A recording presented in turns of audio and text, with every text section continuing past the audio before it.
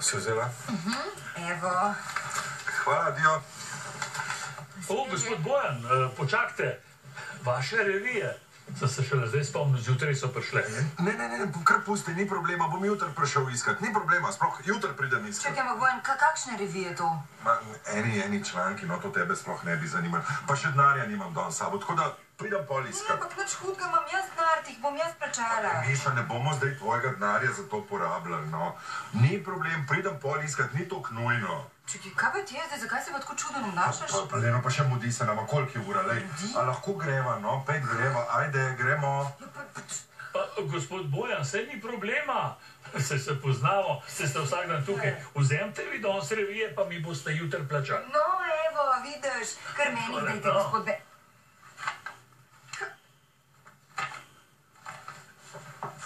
A tako?